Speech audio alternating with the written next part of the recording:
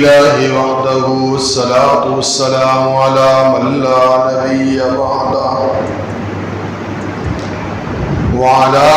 آله وأصحابه الذين أوفوا عهدا الذين هم مفاتيح الرحمة ومصابيح الغرر وأشهد أن لا إله إلا الله وحده لا شريك له وأشهد أن محمدا عبده ورسوله أرسله بالحق بشيرا ونذيرا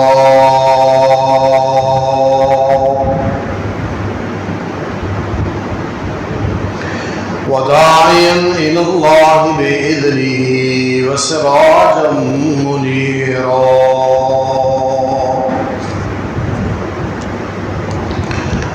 أما بعد فأعوذ بالله من الشيطان الرجيم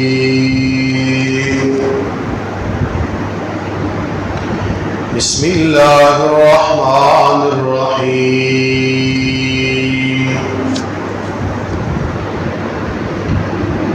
إنا نحن نزلنا الذكر وإنا له لحافظون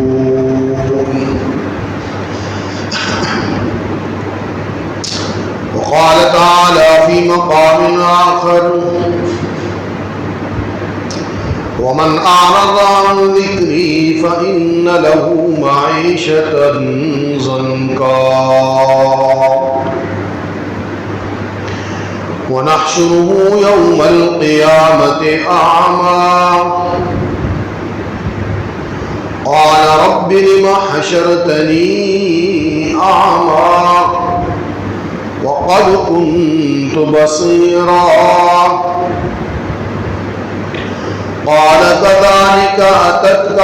آياتنا فنسيتها وكذلك اليوم تنسى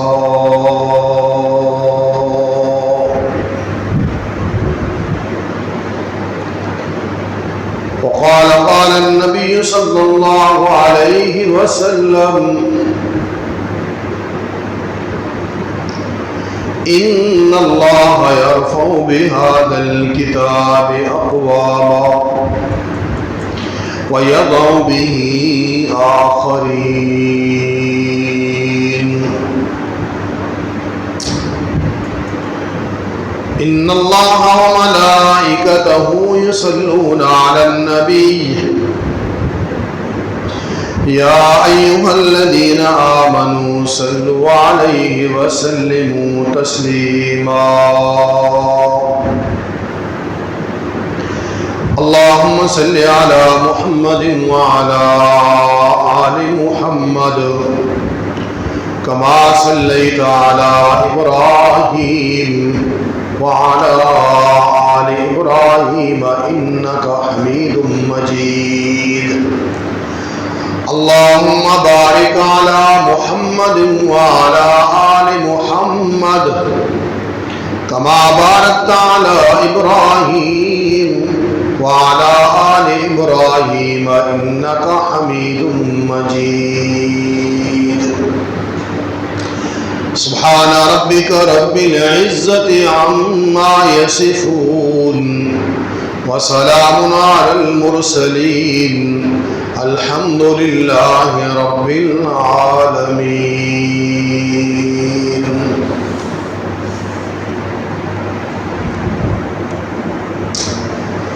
سب تعریفیں خالق کائنات مالک ارض و سما کے لیے، لاکھوں کروڑوں درود اور سلام امام الانبیاء حبیب کبریاء احمد مجتبیٰ سید الانبیاء صلی اللہ علیہ وسلم پر اللہ رب العالمین کی کروڑوں رحمتوں کا نزول ہو، آقا علیہ السلام کے اہل بیت، آپ کے اصحاب اور قیامت تک آنے والے جملہ مومنین اور مومنات پر۔ بعد از حمد و ثنا، حاضرین ذی وقار، سامعین محترم، بزرگوں، دوستوں اور بھائیوں، آج پورے ملک پاکستان کے اندر، نہ صرف پاکستان بلکہ دنیا کے 5 براعظم کے اندر یوم تقدیس قرآن اور یوم عظمت قرآن کے طور پر آج کا دن منایا جا رہا ہے، اور اس کا پس منظر اور اس کا سبب کہ عید الاضحیٰ کے دن سویڈن کے اندر، یورپی ملک سویڈن میں، نماز عید کے بعد مسجد کے سامنے مسلمانوں کی موجودگی میں حکومتی سرپرستی کے اندر ایک دہریہ اسلام دشمن متعصب شخص نے قرآن مجید کو جلانے کی جسارت کی، اور دنیا بھر میں موجود 1.5 ارب کے قریب مسلمانوں کے دلوں کو، روح کو زخمی کیا، مسلمانوں کی ایمان عقیدے پر حملہ کیا، اور آج اس بہیمانہ جرم اور بدترین توہین کے خلاف سارا عالم اسلام سراپا احتجاج ہے۔ آج کے خطبہ جمعہ میں ہم اس واقعے کے حوالے سے بھی بات کریں گے، اور اس سوال کا بھی جائزہ لیں گے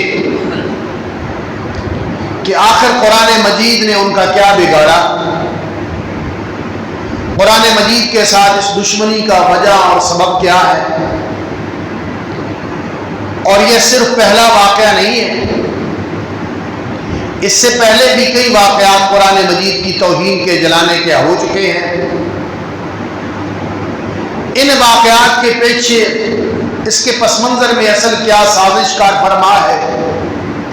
کیا سوچ اور نظریہ ہے، اور دشمن ان واقعات کے ذریعے کیا ہدف اور ٹارگٹ حاصل کرنا چاہتا ہے۔ میرے دوستوں اور بھائیوں،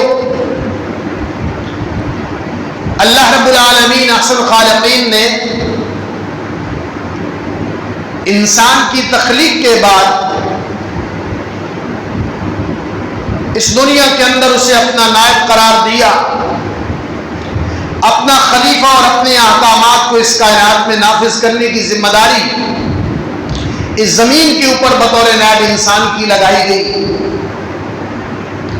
اور انسان کو صحیح راستہ دکھانے کے لیے اللہ رب العالمین نے انبیاء اکرام علیہ السلام کو بھیجنے کا سلسلہ شروع فرمایا،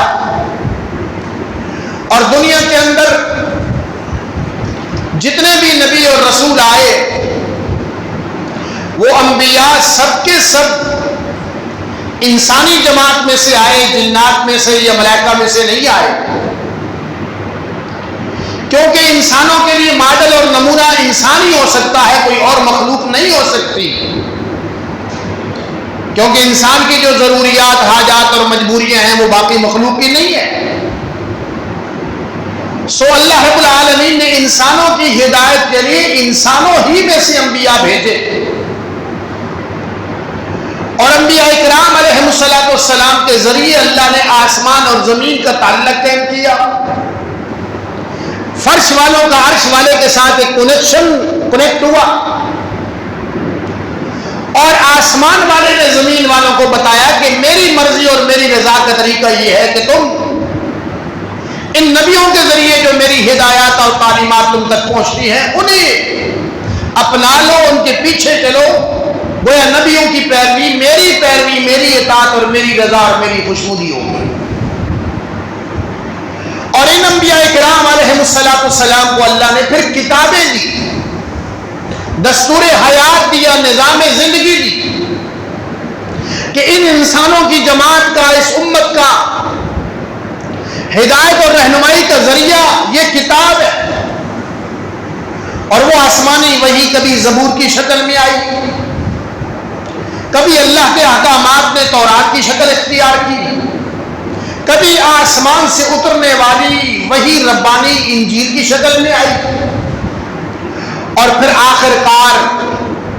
ان ساری ماضی کی کتابیں اور صحیفوں کو اللہ نے آخری کتاب قرآن مجید کے اندر شامل کر کے حتمی کتاب قرآن مجید نازل فرمائی۔ اگرچہ یہ ساری کتابیں اور جو صحیفے آسمان سے اللہ نے اتارے نبیوں پر، رسولوں پر، بلا شبہ وہ سب اللہ کی کتابیں تھی، محترم تھی، مکرم تھی، معظم تھی، لیکن اگر آج ہم حقائق کی دنیا کے اندر غور و فکر کریں تو اس کائنات کے مشرق سے مغرب اور جنوب سے شمال تک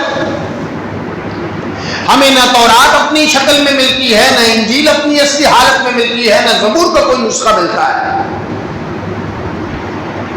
لیکن قرآن مجید کو یہ اعزاز اور امتیاز حاصل ہے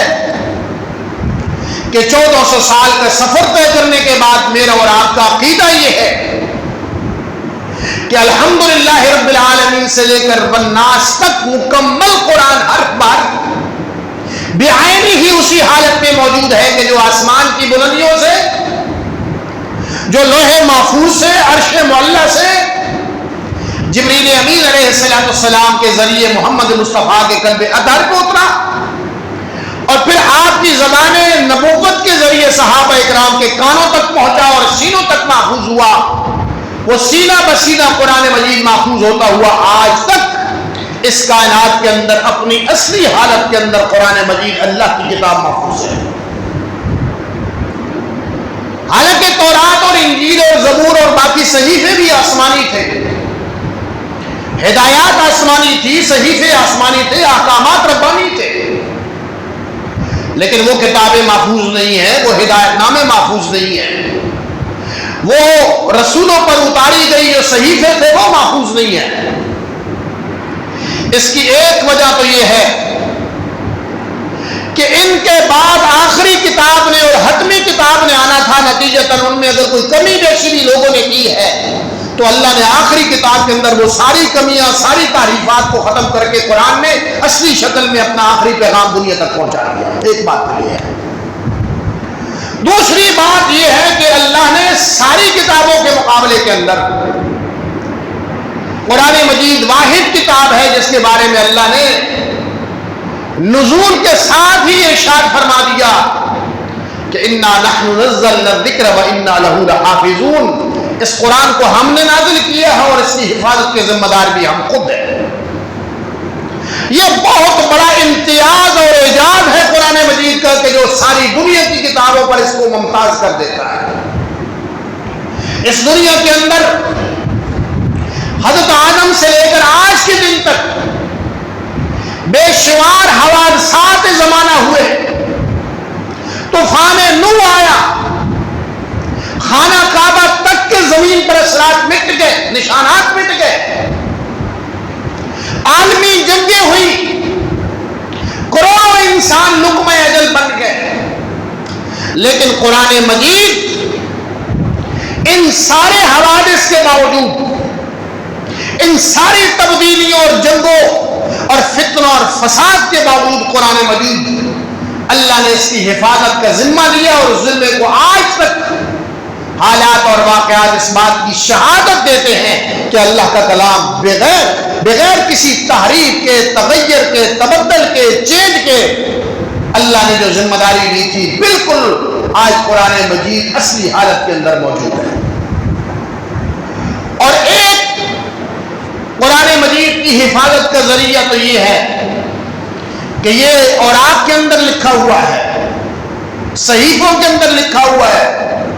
لیکن یہ زمانہ تو بعد کا زمانہ ہے، کئی سو سال بعد جا کر پرنٹنگ پریس ایجاد ہوئی. یعنی یہ دوسری جنگ عظیم جو تھی 1946-45 تک، دنیا کے اندر پرنٹنگ کا کوئی باقاعدہ کارخانے نہیں تھے، بہت کم تعداد میں چھاپا خانے تھے، اور یہ چھاپا خانے بھی شروع میں غیر مسلموں نے بنائے. لیکن اللہ نے قرآن مجید کا وہ حفاظت کا ذریعہ نہیں بنایا کہ کوئی اسے کو جلا ڈالے، کوئی اس کو چھپا ڈالے، کوئی اس کو چھین ڈالے، کوئی اسے غائب کر دے، کوئی کنویں میں پھینک دے معاذ اللہ، کوئی دریا برد کر دے. شاہ عبد الحق محدث دہلوی رحمہ اللہ تعالی ہمارے ہندوستان کے بہت بڑے عالم دین گزرے ہیں. وہ اپنی تفسیر میں ایک واقعہ نقل کرتے ہیں کہ جب بر صغیر میں انگریز آیا ایسٹ انڈیا کمپنی کے نام پر، اور یہاں مسلمانوں کی کئی سو سال کی حکومت کو انہوں نے اپنی سازشوں اور چالوں سے غلامی کے اندر بدل دیا، مسلمانوں کو محکوم اور غلام بنا دیا. تو وہاں ایک عجیب واقعہ وہ کہتے ہیں کہ ایک انگریز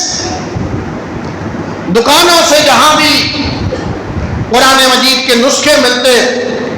وہ بھاری قیمت ادا کر کے قرآن مجید کے نسخے وہاں سے خرید لیتے، اور اس کو پوری مہم کے طور پر لانچ کیا گیا کہ دلی اور ہندوستان کے باقی مارکیٹوں اور بازاروں میں جہاں جہاں قرآن مجید موجود ہے اسے خرید لیا جائے.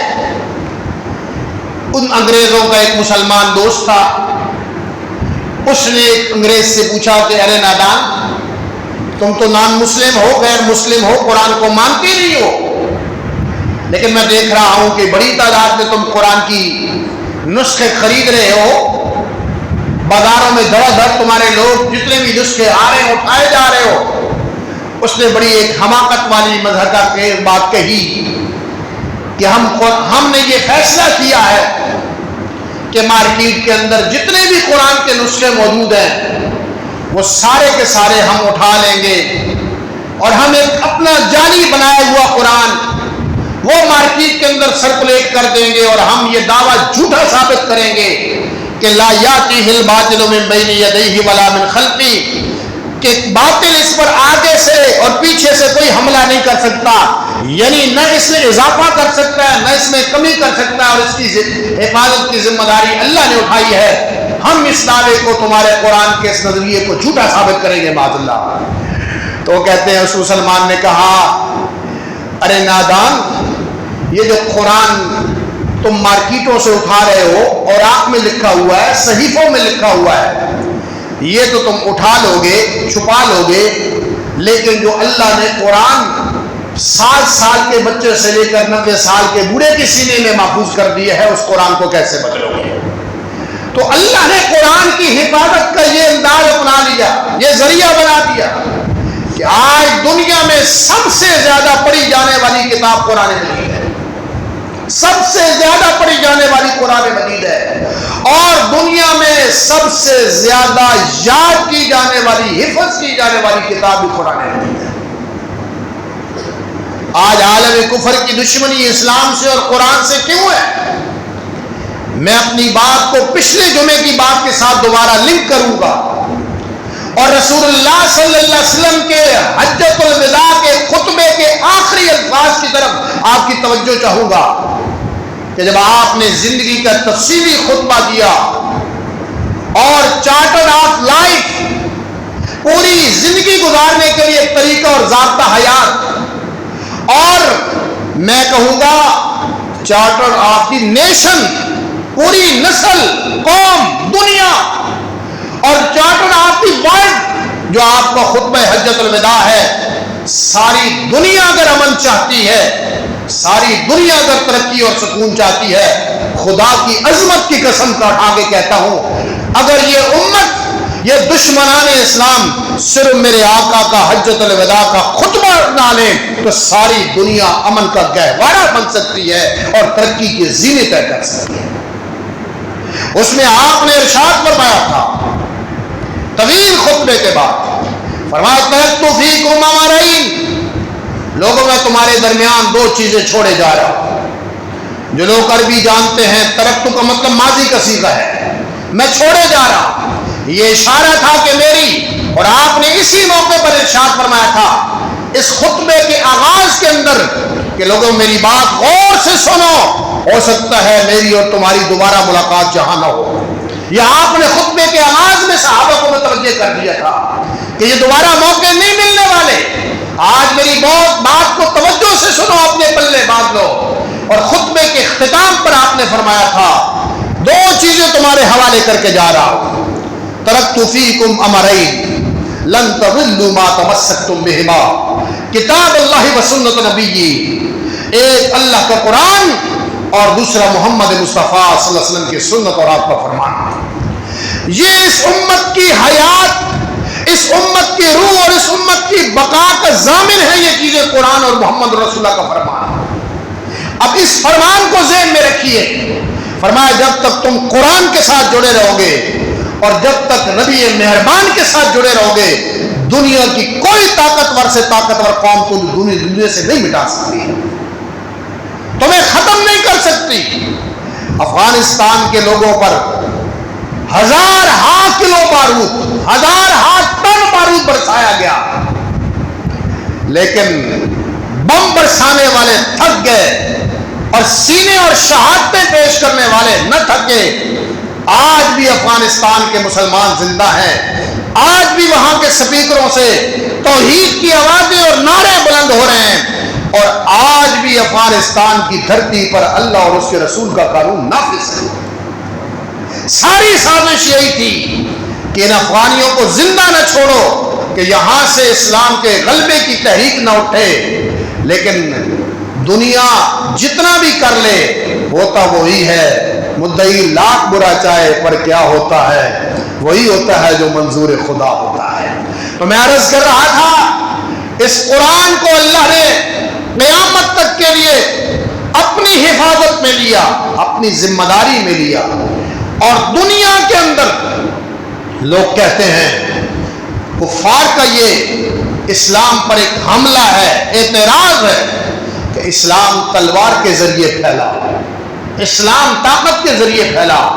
میں پوچھتا ہوں 13 سال مکے میں تلوار تو ابو جہل کے ہاتھ میں تھی، 13 سال میں مکے میں طاقت تو عتبہ، شیبہ اور باقی کفار کے ہاتھوں میں تھی، اور صحابہ ظلم کی چکی میں پس رہے تھے۔ مجھے بتاؤ بلال کو کس تلوار نے مسلمان کیا تھا؟ مجھے بتاؤ خباب بن ارد کون سی تلوار کے خوف سے مسلمان ہوا تھا؟ مجھے بتاؤ عمر کو کس تلوار نے مسلمان کیا تھا؟ مجھے بتاؤ عثمان غنی کو کون سی طاقت اور قوت کے خوف سے مسلمان ہوا تھا؟ میرے دوستوں اور میرے بھائیوں، تلوار تو بدر میں آ کر اجازت ملی، ہجرت کے 2 سال بعد جہاد کی اجازت ملی تھی۔ 15 سال جو لوگ اسلام کے دامن میں آئے، اسلام کی تسبیح میں آئے، وہ لوگ قرآن اور محمد رسول اللہ کے فرمان کی وجہ سے آئے تھے۔ اور دنیا کے سب سے طاقتور انسان، دنیا کے سب سے بڑے دشمن اسلام، آپ تاریخ اٹھائیں،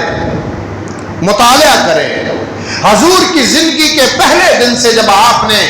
کوہ صفا پہ کھڑے ہو کر اعلان کیا تھا کہ لوگوں کہہ دو اللہ کے علاوہ کوئی الہ نہیں ہے تو کامیاب ہو جاؤ، اس دن سے لے کر آپ کے لحد میں اترنے تک، آخری لمحے تک، ایسا واقعہ مجھے کہیں سیرت کی کتابوں میں نہیں ملتا کہ کسی شخص نے اعلان کر کے کہا ہو کہ میں محمد الرسول اللہ کو معاذ اللہ قتل کروں گا۔ یہودیوں نے سازشیں کی، عیسائیوں نے سازشیں کی، مشرکین نے سازشیں کی، عمر تو وہ تھا جو نعرہ لگا کر آیا تھا اور خود ارادہ لے کر آیا تھا، تلوار زہر میں بجھا کے لایا تھا، لیکن اس عمر کو اگر اسلام کی دہلیز پہ جھکایا اور مسلمانوں کی صف میں شامل کیا تو کسی طاقت اور خوف نہیں ہے۔ اور شاعر نے کہا کہ جب فاطمہ بنت خطاب اپنی بہن کی زبان سے قرآن کی آیات سنی تو اقبال کہتا ہے اے مسلمان عورت تجھے پتہ نہیں ہے کہ تیری کتنی عزت ہے اور تیرا کتنا مقام ہے اور تیری کیا حیثیت ہے کہ نمی دانی کی تو سوز قراتِ تو نہیں جانتی کہ تیرے قرآن پڑھنے کے انداز اور سوز نے دگرگوں کرد تقدیراً عمر را، تیری زبان سے نکلنے والے قرآن کے الفاظ نے عمر جیسے انسان کی زندگی کی کایا پلٹ دی تھی۔ اس لیے عمر کو بدلا قرآن نے، عتبہ کے دلوں کی تاروں کو ہلایا قرآن نے، مغیرہ بن شعبہ کو اسلام کی دہلیز پہ لایا اسلام نے، طفیل بن عمر دوسی جو مکہ کے پہاڑ سے اتر رہا تھا تو کفار نے وفد بنا کے کھڑا کیا تھا کہ مکے کے حالات بڑے خراب ہیں، خیال رکھنا یہاں محمد نامی شخص رہتا ہے، اس زبان میں جادو رکھتا ہے اور اس کی بات جو سن لے پھر اسی کا ہو کے رہ جاتا ہے۔ عمر بن طفیل دوسی رضی اللہ تعالی کہتے ہیں کہ مجھے اتنا ڈرایا گیا، مجھے اتنا خوفزدہ کیا گیا، میرے سامنے محمد مصطفیٰ کی اتنی خوفناک پکچر پیش کی گئی کہ میں نے ڈر کے مارے روئی کے ٹکڑے کانوں میں ڈال دیے کہ حج کرنے جا رہا ہوں، طواف کرنے جا رہا ہوں، کہیں بھولے سے بھی لا علمی میں بھی محمد کی زبان کے الفاظ میرے کانوں میں نہ چلے جائے۔ لیکن پھر وہی طفیل بن عمر دوسی اسی حرم کے اندر جہاں وہ بچنے کے ارادے لے کر آیا تھا، رسول رحمت کی زبان پر قرآن کی آیات کی تلاوت جاری تھی، اور پھر وہ کھڑے ہو کے دیکھتا رہا کہ طفیل تو اپنی برادری اور قوم کا سردار اور سربراہ ہے، کس قدر نادانی کی بات ہے کہ کسی شخص کے بارے میں رائے قائم کر لی جائے اور اس کا موقف بھی نہ سنا جائے۔ کم از کم موقف تو سننا چاہیے، بات تو سننی چاہیے، صحیح اور غلط کا فیصلہ تو سننے کے بعد ہوگا۔ میں سمجھتا ہوں وہ طفیل نہیں، طفیل کا رب یہ فیصلے کر رہا تھا، اس پر اللہ کی رحمت سایہ فگن ہو رہی تھی، دل کی دنیا بدلنے کا وقت آ گیا تھا، کانوں سے روئی نکالی، اللہ کے پیغمبر تلاوت کر رہے تھے، اور جب میں یہ تاثیر قرآن کے واقعات بیان کرتا ہوں تو میں کہا کرتا ہوں آج اگر کوئی اچھا قاری قرآن تلاوت کرے دل کی تاریں ہل جاتی ہیں، آنکھیں نم ہو جاتی ہیں۔ آپ دیکھتے ہیں امام کعبہ جب قرآن کی تلاوت کرتے ہیں، یقین کریں ہم تو بدو لوگ ہیں، ہمیں تو کچھ قرآن کی سمجھ ہی نہیں آتی، لیکن وہاں آپ مسجد نبوی میں جائیں، آپ حرم شریف میں جائیں، اور جب قیامت کی آیات اور جہنم کی آیات کی تلاوت ہوتی ہے تو لوگ ہچکیاں باندھ کے، امام بھی رو رہا ہوتا ہے، مقتدی بھی رو رہے ہوتے ہیں۔ تو میرے دوستوں اور میرے بھائیوں، حضرت عمر بن طفیل دوسی کہتا ہے کہ میں نے کانوں سے جب روئی نکالی تو میرے کانوں میں آواز پڑی، اس آواز جیسی آواز، اس تلاوت جیسی تلاوت، اس کلام جیسا کلام میں نے زندگی میں نہ سنا تھا، اور حضور چل دیے تلاوت کر کے، لیکن وہ چند آیات جو میرے کان میں پڑے تھے، بس پھر میں ساری وہ پراپوگنڈے، کفار کی ساری سازشیں، وہ سب جھوٹ کا پلندہ ثابت ہونے لگی، حقیقت میری آنکھوں کے سامنے کھل گئی، حضور گھر چلے گئے، میں نے کانوں سے جو سنا تھا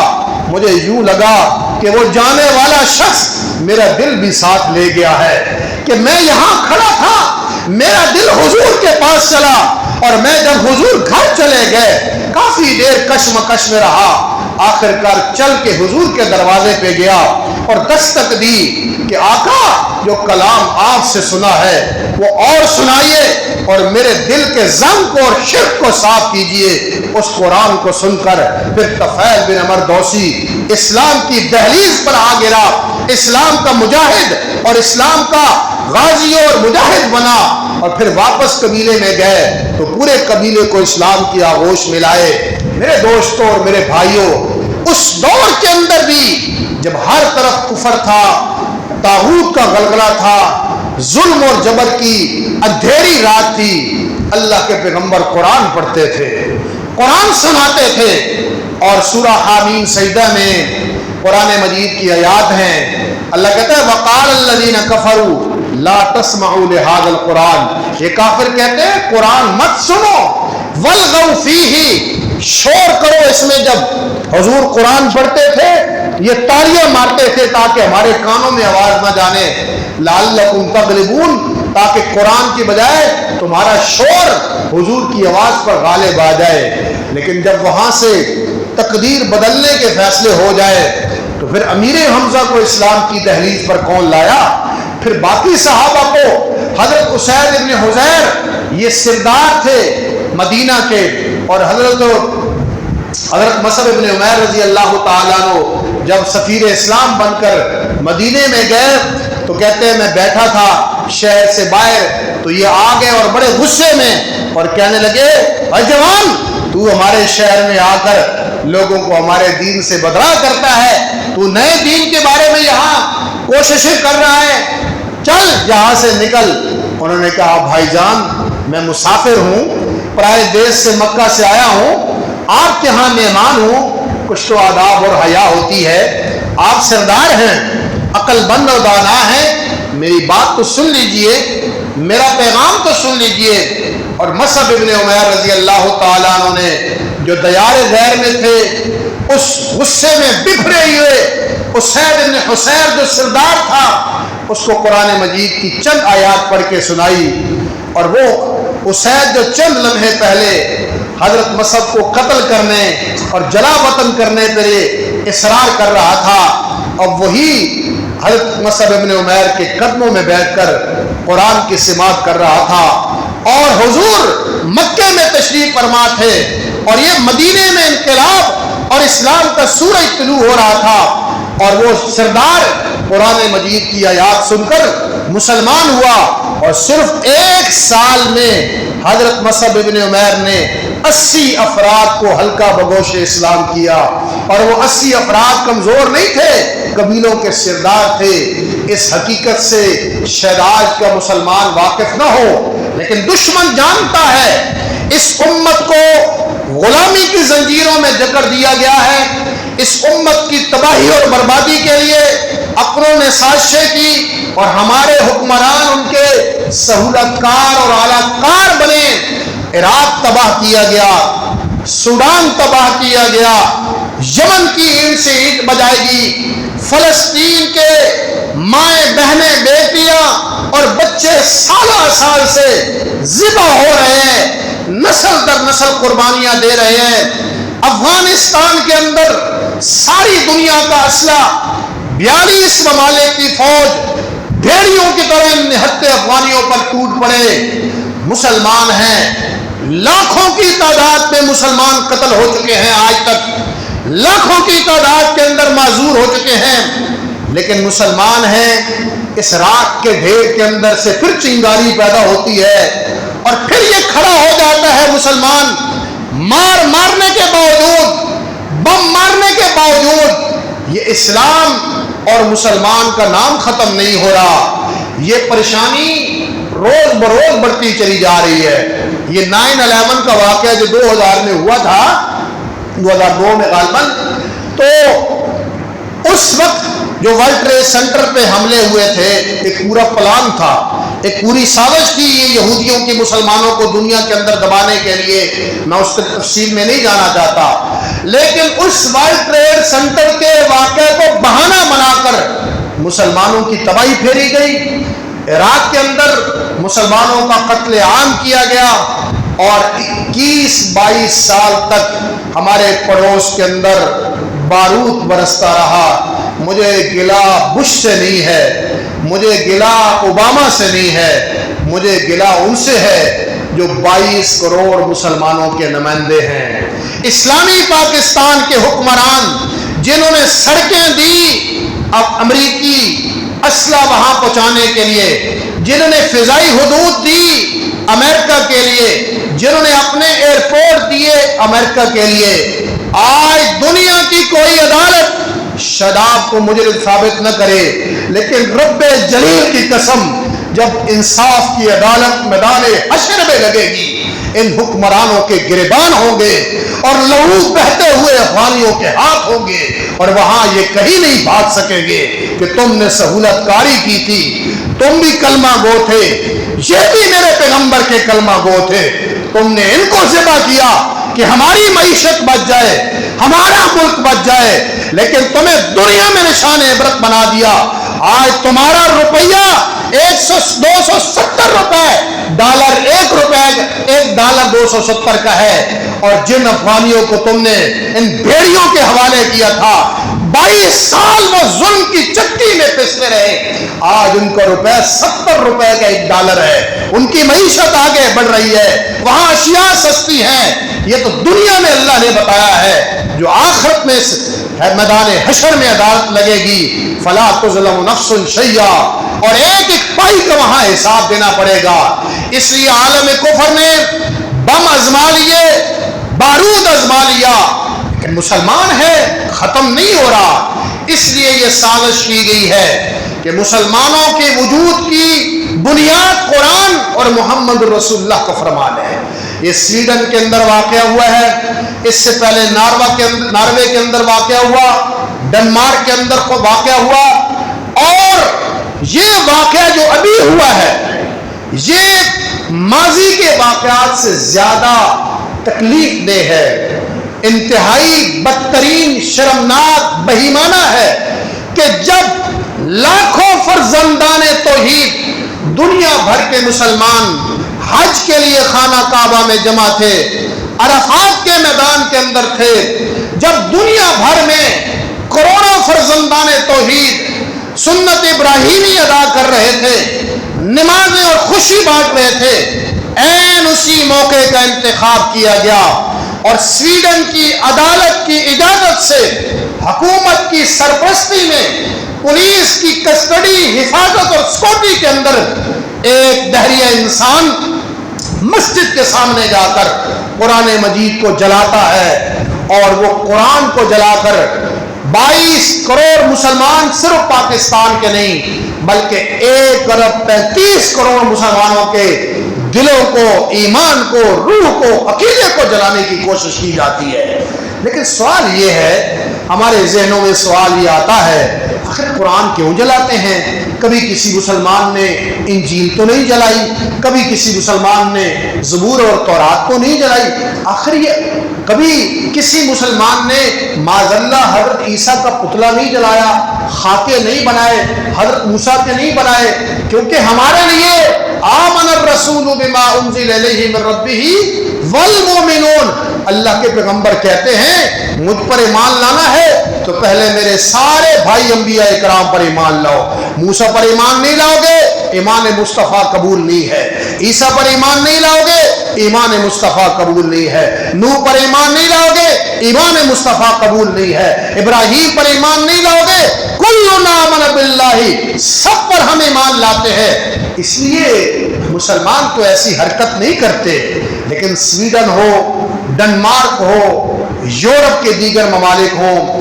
باقاعدہ پلاننگ کے تحت, باقاعدہ منصوبے سازش کے تحت پے در پے یہ واقعات ہو رہے ہیں. اس کے 2 اسباب ہیں میرے دوستوں اور میرے بھائیوں. پہلی وجہ کیا ہے؟ پہلا سبب یہ ہے کہ 9/11 سے پہلے یہ جو ورلڈ ٹریڈ سینٹر کا واقعہ ہوا تھا, قرآن مجید کہتا ہے وَمَكَرُوا وَمَكَرَ اللَّهُ وَاللَّهُ خَيْرُ الْمَاكِرِينَ. انہوں نے بھی ایک سازش کی, انہوں نے بھی ایک چال چلی, انہوں نے بھی ایک پلان بنایا, اور اللہ نے بھی ایک پلان بنایا, اور اللہ سے بہتر پلانر کوئی نہیں ہے, اللہ سے بہتر مینیجر کوئی نہیں ہے, اللہ سے بہتر تدبیر کرنے والا کوئی نہیں ہے. انہوں نے یہ 9/11 کے آڑ کے اندر پوری دنیا کے اندر مہم چلی, اسلام دہشت گرد ہے, مسلمان دہشت گرد ہیں. اور کیا عجب بات ہے کہ آج تک یہ پہلی جنگ عظیم, دوسری جنگ عظیم, ایٹم بم برسانے والا امریکہ, ایٹم بم برسانے والا برطانیہ, اور دنیا میں قتل عام کرنے والے امریکہ اور برطانیہ, عراق میں قتل عام کرنے والا امریکہ, افغانستان میں قتل عام کرنے والا امریکہ, یمن میں تباہی کرنے والا, شام میں تباہی کرنے والا امریکہ, دہشت گرد مسلمان ہے, بنیاد پرست مسلمان ہے. کیا عجب تمہارا انصاف ہے. اور ظلم کی انتہا یہ ہے, ظلم اور شرم کا مقام یہ ہے کہ آج تک کسی مسلمان کی زبان میں یہ جرت نہیں پیدا ہوئی کہ وہ اقوام متحدہ میں کھڑے ہو کر یہ سوال اٹھائے کہ پہلے دہشت گردی کی تاریخ تو متعین کرو. کس چیز کو دہشت گردی کہتے ہیں؟ تم جو بھی تاریخ متعین کرو گے اس تاریخ کے نتیجے میں اسرائیل دہشت گرد بنے گا. تم جو بھی تاریخ لاؤ گے اس تاریخ کے نتیجے کے اندر انڈیا دہشت گرد قرار پائے گا. تم جو بھی تاریخ مقرر کرو گے، انسانی حقوق کا قتل، انسانوں کو مارنا، انسانیت کی توہین کرنا، تو سارا امریکہ اور امریکہ کی قیادت میں یہ شیطانی قوتیں یہ سب سے پہلے دہشت گرد قرار پائیں گے. لیکن مسلمانوں کو ایسے رگڑا گیا دہشت گرد دہشت گرد، لیکن تاریخ آج تک متعین نہیں ہو سکی. میرے دوستوں اور میرے بھائیوں، اس 9/11 کے واقعہ کے بعد کیا ہوا یہ میں آپ کو پوری ریسرچ کے بعد بتا رہا ہوں، فیکٹس بتا رہا ہوں کہ یورپ کے لوگ، امریکہ کے لوگ اور دیگر جو شمالی افریقہ کے لوگ ہیں، جس طرح ہمارے لوگوں کو دنیا کے بارے میں معلومات ہیں، ان لوگوں کو اتنی معلومات نہیں ہوتی. ہمارے پاکستانی لوگ زیادہ معلومات ہیں، انفارمیٹو ہیں، لیکن کہتے ہیں کہ جب ہر طرف میڈیا کے اندر اسلام کا تذکرہ ہوا، مسلمانوں نے حملہ کیا ہے، کیوں حملہ کیا، ان کا جہاد سوچ ہے، جہاد کا نظریہ کہاں سے آیا، قرآن سے آیا، تو کہتے ہیں کہ یورپ کے اندر، امریکہ کے اندر نوجوان ینگ لڑکے اور لڑکیاں کالجز کی، یونیورسٹی کی اسٹوڈنٹس جاتی اور وہ بک شاپ پہ جا کر کہتی ہمیں مسلمانوں کی بائبل دے دو، ہمیں مسلمانوں کی بائبل. انہیں قرآن کا پتہ ہی نہیں ہے، بائبل مذہبی کتاب ہے عیسائیوں کی، تو وہ کہتی مسلمانوں کی بائبل دے دو. صرف 1 سال کے اندر جرمنی میں 4000 لوگ مسلمان ہوئے ہیں، صرف 1 سال میں. اور یورپ کے اندر 9/11 کے بعد جو اب تعداد آ رہی ہے، کہتے ہیں 1990 سے لے کر 2000 تک 1,25,00,000 سے زائد مسلمان ہو چکے ہیں لوگ.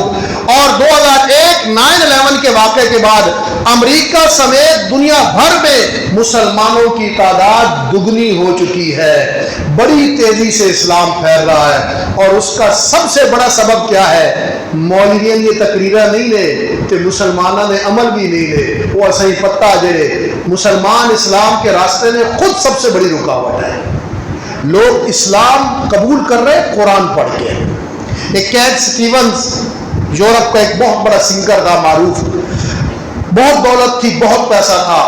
اس نے کچھ عرصہ قبل اسلام قبول کیا، برطانیہ کا بہت بڑا ٹاپ لیول کا سنگر تھا.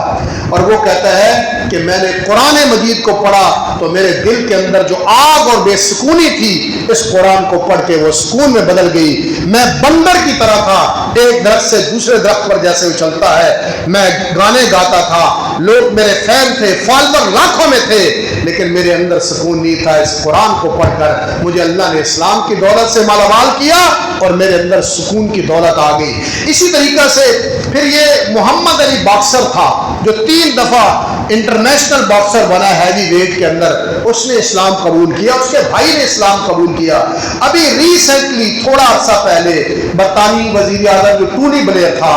اس کی سالی جو تھی سارا لوریل، اس نے اسلام قبول کیا. اسی طریقے سے ابھی پچھلے 1.5-2 ہفتے پہلے شاید یہ واقعہ ہوا ہے کہ امریکہ کا ایک بہت بڑا پادری جو ہے وہ کنورٹ ہوا ہے عیسائیت سے اسلام کی طرف. یہ بڑے بڑے چند واقعات جو میں آپ کے سامنے ذکر کر رہا ہوں کہ لوگ بڑی تیزی کے ساتھ جہالت اور کفر کی تاریکیوں سے نکل کر قرآن کے سائے میں آ رہے ہیں. قرآن کی اشاعت میں اور قرآن کی فروخت کے اندر، خرید کے اندر پاکستان سے زیادہ یورپ میں ڈیمانڈ ہے، اور وہاں بڑی تعداد میں لوگ قرآن پڑھ رہے ہیں اور قرآن کے سائے میں آ کر اسلام قبول کر رہے ہیں. اس لیے یورپ اس بات سے پریشان ہے کہ جب تک یہ قرآن کی عظمت، قرآن کا احترام، قرآن کا وقار رہے گا، تب تک یہ اسلام کا جو سیلاب آ رہا ہے اور اندیکھا سیلاب ہے. اور یہ ایک ریسرچ ہے یورپ کی کہ اگر یہی رفتار قبول اسلام کی رہی تو اگلی صدی یعنی 2050 کے اندر یورپ کا سب سے بڑا مذہب اسلام بن جائے گا. اس لیے میرے دوستوں اور میرے بھائیوں، یہ پوری سازش ہے، یہ پوری پلاننگ ہے، یہ کوئی حادثاتی واقعہ نہیں ہے. 2 چیزوں پر اس وقت یورپ میں انتہا پسند قوتیں کام کر رہی ہیں. ایک رسول اللہ کی ذات کو متنازع بنانا، کبھی خاکے بنائے جاتے ہیں، توہین کی جاتی ہے، اور دوسرا قرآن کو ٹارگٹ کیا. اور پھر میں وہی بات کروں گا، حجۃ الوداع والی کہ حضور نے فرمایا تھا دو چیزیں پکڑ کے رکھنا، لن تزلوا، کبھی گمراہ نہیں ہوگے، ایک قرآن سے یاری پکی رکھنا اور دوسرا اللہ کے نبی کے فرمان سے یاری پکی رکھنا۔ اس لیے دشمن نے ان دونوں کو ٹارگٹ کیا ہوا ہے، وہ حضور کی ذات پر بھی حملے کرتا ہے، وہ قرآن کی عظمت اور توقیر کو بھی ختم کرنے کی کوشش کر رہا ہے۔ دوسری بڑی وجہ کیا ہے؟ قرآن مجید کی توہین کا ایک سبب یہ بھی ہے کہ اس وقت یورپ کی جو اسلام دشمن قوتیں ہیں وہ فرسٹریشن کا شکار ہے، اسلامو فوبیا کا شکار ہے، نفرت کا شکار ہے، تعصب کا شکار ہے۔ جس طرح اقبال نے کہا تھا نا، قدرت نے اسلام کی فطرت میں لچک رکھی ہے، جتنا کہ دباؤ گے اتنا ہی ابھرے گا۔ وہ 9/11 کا واقعہ دشمن نے سازش کی تھی مسلمانوں کو دبانے کی، اور جہاں شاید 100 سال میں بھی اسلام نہ پہنچتا اور قرآن نہ پہنچتا، آج وہاں بھی قرآن کی سب سے بڑی ڈیمانڈ ہے۔ اور میں ایک رپورٹ پڑھ رہا تھا، برطانیہ کے اندر اگر 1 لاکھ لوگ مسلمان ہوئے ہیں تو اس میں